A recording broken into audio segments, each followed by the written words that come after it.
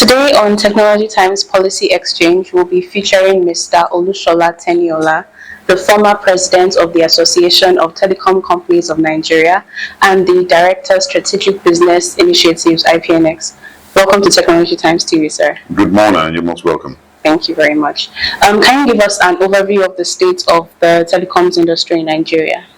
Yes, the state as we know it at the moment at 2025, we just passed Q1. Currently, we have 3 MNOs that are doing pretty well, plus 1 other, and then 3 also RANs, I must say. On the ISP side, we have about 10 plus active ISPs, 3 telcos that are planning to become netcos, or in their different shapes and forms of transitioning to netcos. And then we have about 4 fiber companies, or fibercos as they call them, that are active across the 6 geopolitical zones of Nigeria. Then we have the traditional co-location centers. They're now converted into data centers. We have both Tier 3 and Tier 4 data centers, mostly along the coast of Lagos, because they're closest to the 8 undersea cables that we have that are landed in Lagos as well. And then on the national level, we have just over or shy over about 45,000 kilometers of terrestrial fiber that interconnects the cities of 36 states in the country. So last mile, you know that there was a point in time when we used VSATs to even do last mile. That's now been migrated to fixed wireless access. Fiber to the home is predominated, and also 4G and 5G to a degree in certain areas of the country. We have a national broadband plan, 2020 to 2025, that actually has stated that we've done 45 or just over 45% broadband penetration. The target is to achieve 70% by 2025, but that has been extended to 70% by 2027. And then, obviously, the new initiatives that the federal government has intervened is the introduction of the National Broadband Alliance for Nigeria, MBAN, and also Project Bridge, which is the SPV for 90,000 kilometers of fiber. Certain use cases, predominantly, you will see that gaming is becoming predominant now in Lagos, especially in Abuja and Port Harcourt. Video streaming is becoming much more popular as well.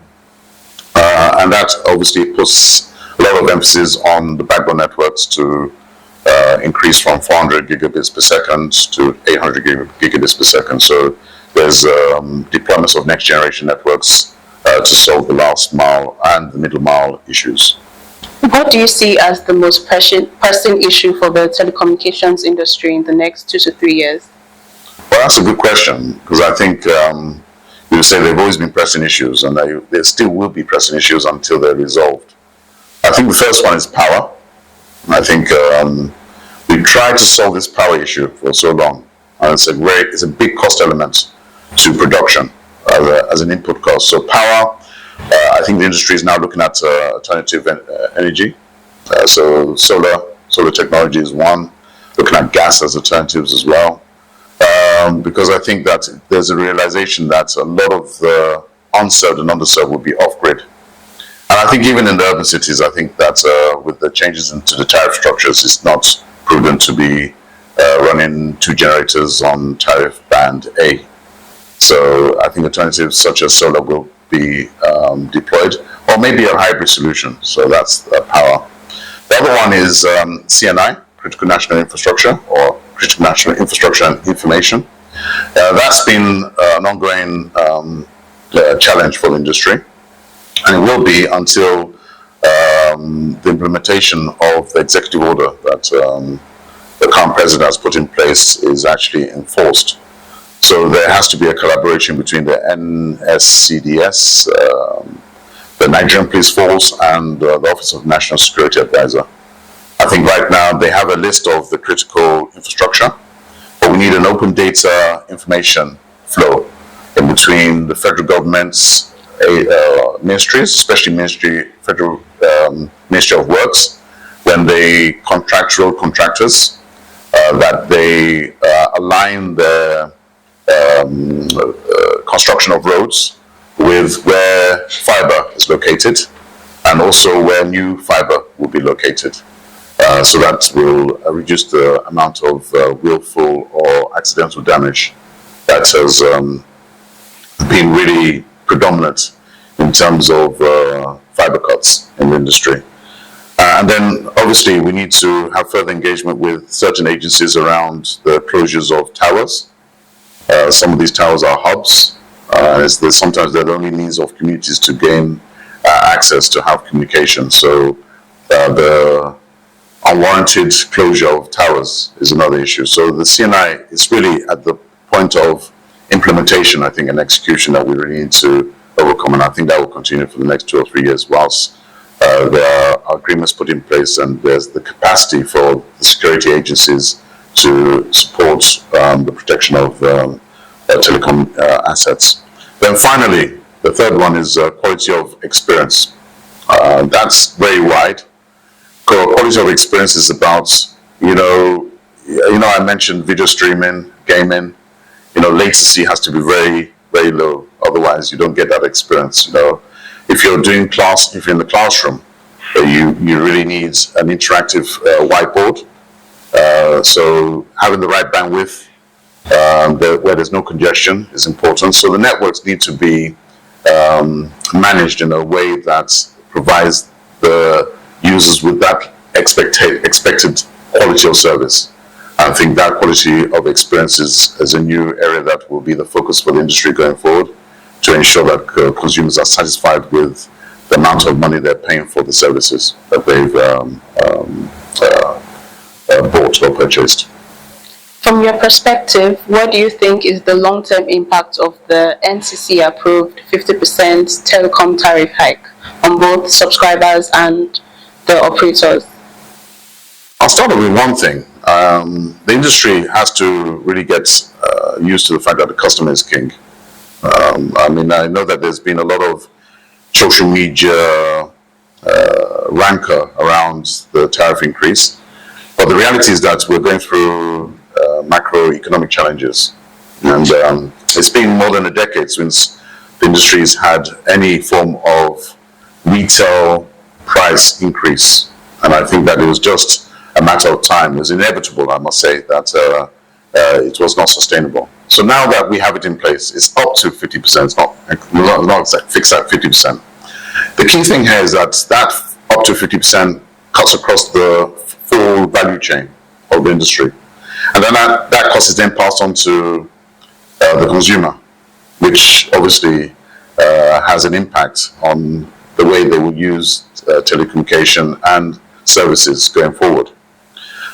But, the real reality right now is that we're dealing with Trump's tariffs. I think that everyone knows that it's for Nigeria's case, it's 14%. That will have an impact on global supply chains because obviously there are trade wars in between China and America. And we, as an industry, depend heavily on imported equipment and software, for instance. So there is this issue around how does that impact the costs that we are bearing. There's inflationary pressures that will mean to say that there's likelihood that we might have a global recession. Nigeria is part of that global community. So if that's the case, then the propensity for consumers to spend more, i.e. their purchasing power, will weaken, which will have obviously a likely impact on the consumer's consumption pattern. They'll probably not make as long enough calls, the minutes of usage might be impacted, and also data as well. So yes, in the short term, yes, it's obviously it shows up some form of margins in operations, but long term that could be easily eroded, especially if the top line is impacted by reduced usage, and then obviously churn is a big factor where consumers will start to look at other options, especially that NCC has placed a mandate that the quality of service should be improved with increase in tariffs. So it will always be a case that consumers would choose the best operators that provide the best quality of service. Yes, there could be further profit margin squeezes if there's significant inflationary pressures that return to the country. The NTC said that the quality of service has to be improved, but subscribers are still reporting poor service quality, data depletion. As an association, what is being done about this? Okay, I'm not part of the association, so let's just get that straight. I think that you said something. I'm the former ATCON president, so yes, I'm a stakeholder, but I'm not speaking on behalf of the association. You'd have to speak to the president of ATCON for that. Okay, so as a stakeholder, what would you say? As a stakeholder, look, I wear my former president hat, and I also rely on when I was the national coordinator for the Alliance for Affordable Internet. This issue around charges has always been an issue that's been something that we've had to resolve in the industry. One of the things I would say as a solution is that the advice of charge should be implemented, both on the voice and on data usage. Dynamic billing should be introduced as well. So it actually informs the user before they make a call or before they start a transaction what the expected cost it will cost them. So they understand what the cost is. Or even accessing, I would say, a OTT app, over-the-top application. And also once they're using it, then as data is being consumed, they get updates. So they're actually informed of how much is being spent. And the cases of where there's alleged data depletion, obviously I think that there should be some more consumer awareness that should be increased. But from the industry side, I think the regulator has to sit down with the MNOs especially, and to address some of these concerns. Some of them may be valid, there might be black spots, congestion in the network, and really charges shouldn't be applied at that time. So having the advice of charge will prevent that happening. But generally, I think going forward, there are a lot of applications that are now data hungry. So users have to be aware and have to be educated through consumer awareness. And I think that the Consumer Affairs Department of NCC has a role to play here to ensure that operators are providing full, transparent disclosure of charges that are applied on data and what happens if they don't roll over data, etc., so that they are fully aware, i.e. the user, because the customer is king, of what they are actually having charged on their prepaid accounts, because obviously they don't have a contract at that point in time. So the only thing that they can have is this, I would say, as they're using it, notifications and updates. But obviously, if you have a postpaid account, you can always still verify and reconcile your bill at the end of the month. So it's really the prepaid accounts, which is the most predominant accounts that are held in Nigeria. Since the June 2024 designation, which officially designated telecom infrastructure as critical infrastructure, how would you assess how things have been done, the state of critical infrastructure? As I said before, I think there needs to be further stakeholder engagements. As I said, there are basically an opportunity for government to engage association bodies like ATCON, ALTON, NATCOMS, and the civil society to actually sit around the tables, multi-stakeholder engagement as to how we can best protect this infrastructure. Willful destruction of fiber causes poor quality of service, causes downtime. Communities have to be aware of that. They have to have a buy-in to protect this infrastructure.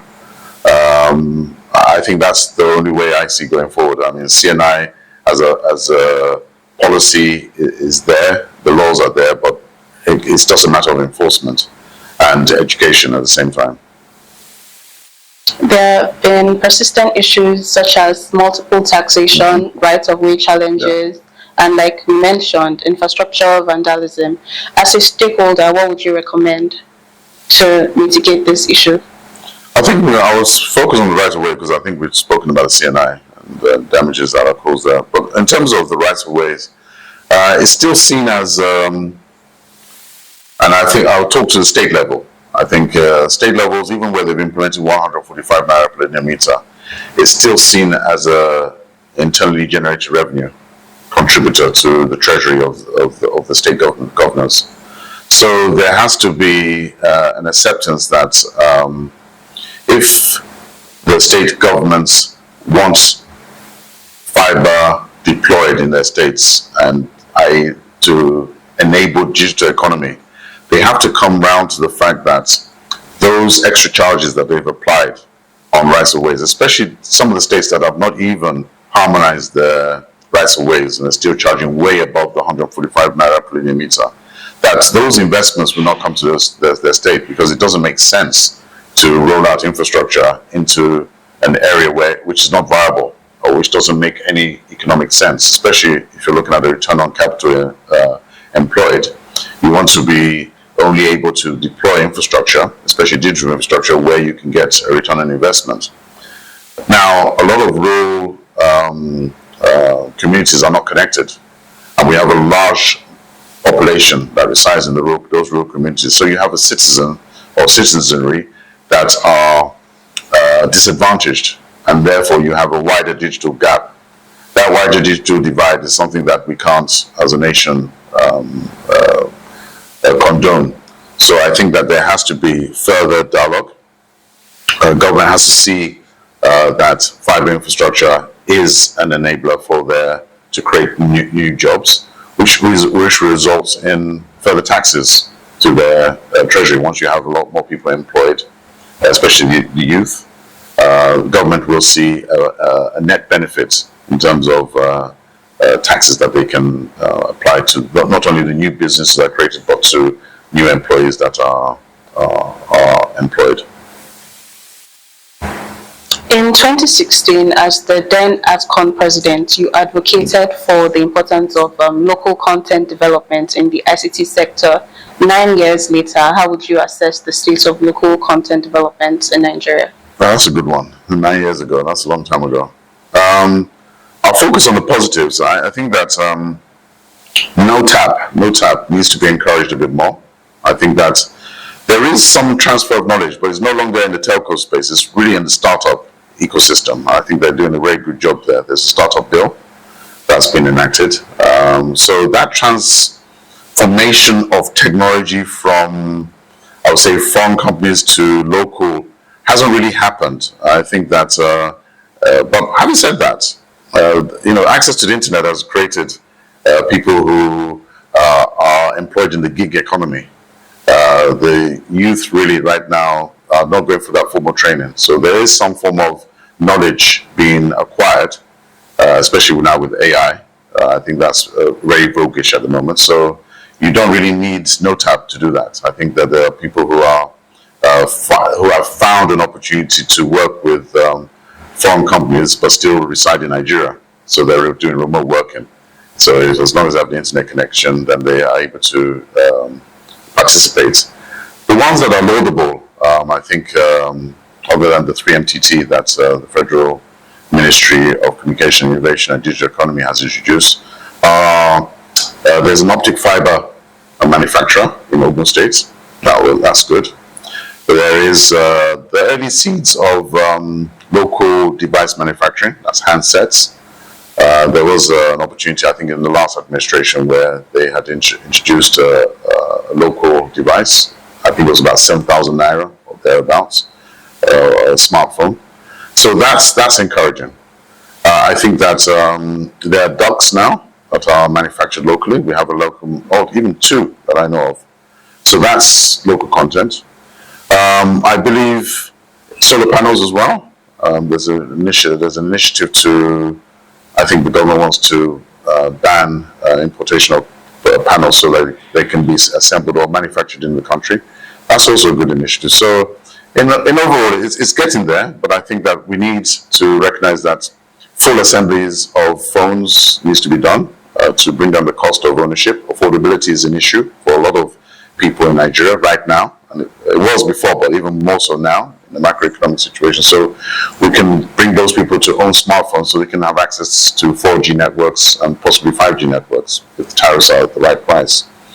And then finally, really, I think what we find that there's the computer village where they do repairs of not only laptops but some phones. Though it's still informal, but it's something that can be formalized and can grow. Thank you. What role do you see emerging technologies playing in the telecoms industry? Good one. Most telcos right now realize they can't be dumb pipes. They can't just... Connectivity is now commoditized. So they're transforming themselves, like us in IPNX. We also realize that we can't just be about connectivity. So we're transforming ourselves from a telco-driven model to a techno-driven model. So there are layers that allows us to not only focus on connectivity, but on the services. And then obviously there's the OTT players that dominate the content in terms of monetization, and especially end user content from a social media perspective. So I see that the industry is transforming itself from its real crude basic voice telephony to data-centric models. What do you see as the future of the telecoms industry? As I said, I have no crystal ball, but I see AI, machine learning, improving the efficiencies of business models, and also I see telcos metamorphosing into themselves into tech companies. Maybe, who knows? I don't want to predict the future, but I wouldn't be surprised if a Meta or a Google gives us all the services that we used to from a traditional telco as an offering in the evolution when AI is fully deployed. Can you comment on Nine Mobile as an MNO? No, I can't comment on Nine Mobile as an MNO. You have to ask a question for the CEO of Nine Mobile. All right. Is there anything we might have left out during the course of this interview that you would like to add? Not really. I think that Technology Times is doing a good job since 2004. I think that's just continue doing what you're doing, and that's investigative journalism.